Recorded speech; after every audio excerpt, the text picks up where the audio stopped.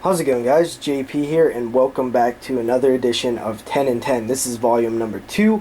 The idea and concept behind this is I talk about 10 horror films in about 10 minutes. I actually lifted this straight from Moods' channel. He was the original person that came up with the idea and the concept behind this 10 and 10 series. So sub to him if you haven't already, which would surprise me, but he's the real owner of this series. I just really liked it and thought it would be fun to do. So, with that said, let's jump into this edition. First up, we have Devil, which is a M. Night Shyamalan movie. I think he just wrote it or directed it. He didn't do both. I can't remember which one it was, but I actually really enjoyed this one. I was surprised. I did not expect to enjoy it. I'm not a big M. Night Shyamalan fan at all. Actually, I really don't even like his films, to be honest. But I like this one. This one was a lot of fun. Bunch of people trapped in one location in an elevator. I love that concept. Throw in the devil, and it works out pretty well. I will say that the religious stuff, commentary, was a bit much for me. I'm not overly religious, and I don't really like a lot of, religious commentary in my films. Granted, it was kind of set on the fact that it was about religion, so it kind of makes sense, but I think he was pushing his message a bit too much. After that, we have My Bloody Valentine original, and this is awesome. We as in me, Jeremy, and Moods did do the 22 Shots of Moods and Horror podcast. We were supposed to cover My Bloody Valentine and the remake for Valentine's Day. Turned out the file got corrupted. Long story. Anyway, this film, I watched it for the first time and I absolutely loved it. It is a awesome slasher from the 80s. Very solid, man. I love the setting, the mining town, the small town, the relationships and beefs between these characters. I love when they go down into the mine and have a lot of, shots down inside the mine. It works fantastic for a slasher setting. So My Bloody Valentine, 8 out of 10. After that, we have My Bloody Valentine 3D. This is the remake of My Bloody Valentine, and I did watch it in 3D. And I gotta say, even for the crappy, home version of 3D, it was pretty solid. I like how they take the idea of My Bloody Valentine and kind of create their own story and film out of it. It's not the same thing. They just take, the core concepts and kind of expand on it and make it their own story. That's why I think this remake is so successful. It works really well. I kind of did see the ending coming, but it was, still satisfying. I really like Todd Farmer's cameo, because I believe he wrote this film. And I love, the nudity and kills and stuff. That was a lot of fun. I give that a 7 out of 10. After that, we have Crystal Lake Memories, the complete history of Friday the 13th. So, this is a documentary. In terms of documentaries, I think it's very solid for horror documentaries. Elm Street Legacy is by far the best in my opinion. And this doesn't quite match what Elm Street Legacy has done, but it's pretty solid. It's very satisfying. I love how it goes through each film and talks about it. I love when they get to the TV series and some of the later sequels. I find that very interesting because I know less about those than the early films in the series. I do think, that using a lot of the footage from His Name Was Jason kind of rubbed people the wrong way, but it's the complete history. You gotta include everything. It has to be complete. You have to cover all bases, and I think they did. I don't think there was really much they could have talked about that they, didn't. I didn't watch the 4-hour bonus disc, but I plan on it. Just from the main feature, I really, really liked it. 9 out of 10. In terms of documentaries, 9 out of 10. I love Friday the 13th. What can I say? I'm gonna be maybe a apologist for the series, but I do think it's solid. After that, we have The Haunting of Rebecca Delaney. This film was not very good, to be honest. It starts out okay, a lot of kills early on, just kill after kill after kill in the opening sequence, and, pretty gory, and some okay gore, and I was like, alright, this is gonna be a good time. I believe it's a German film or something along those lines. So it is dubbed, which I found really, really annoying in this film. So after all those kills in the beginning, straight downhill, very, very boring, just unentertaining. I just really did not like it at all.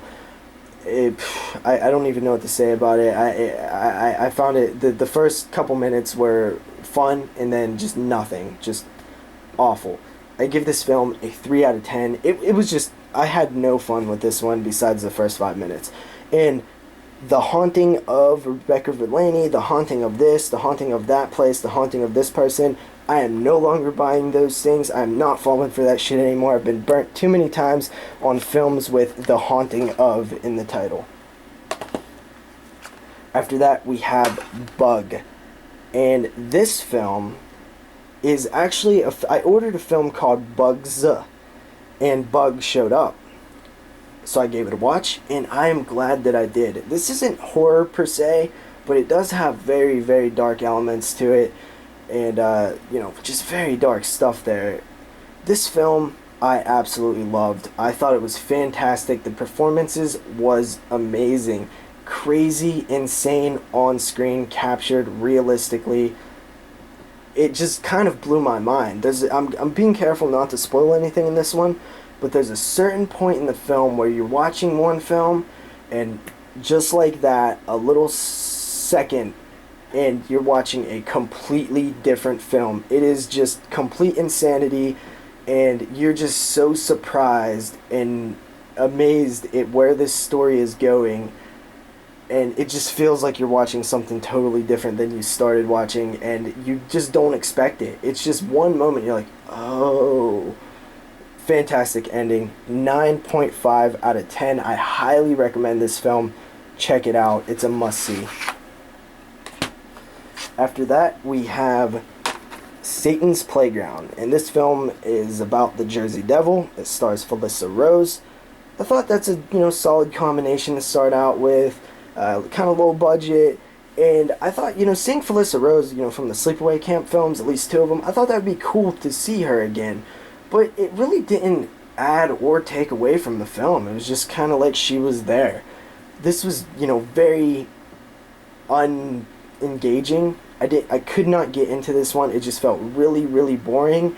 I actually kind of hated it while I was watching it and couldn't wait for it to be over.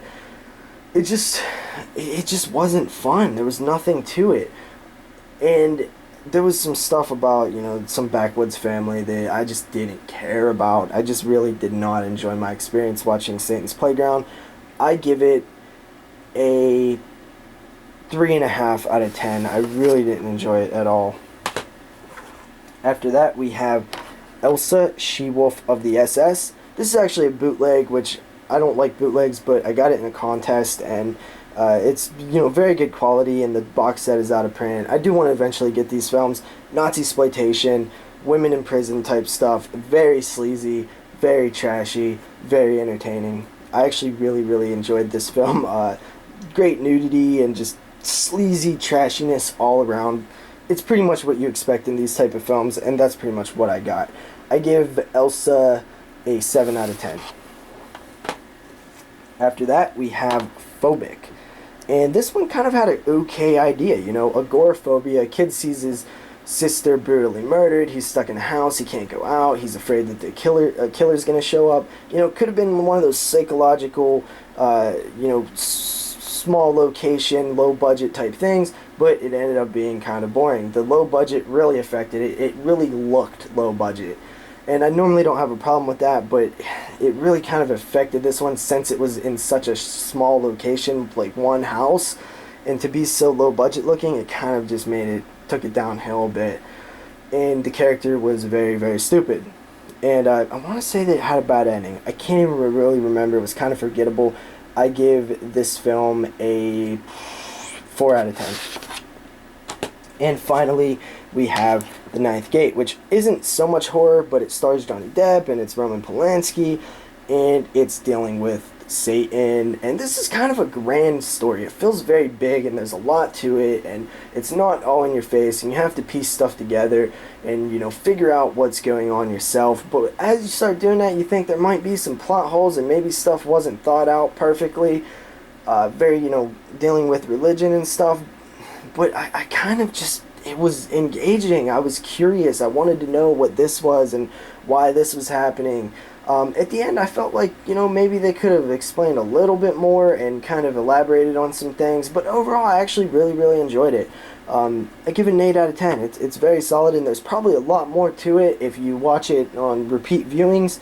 So, you know, keep that in mind. So that's it this time, guys, for 10 and 10. I think I kept, you know, kind of close to the time limit. See you guys in Volume 3. Make sure you subscribe to Moods' channel if you haven't already. It will be below. Peace out, guys.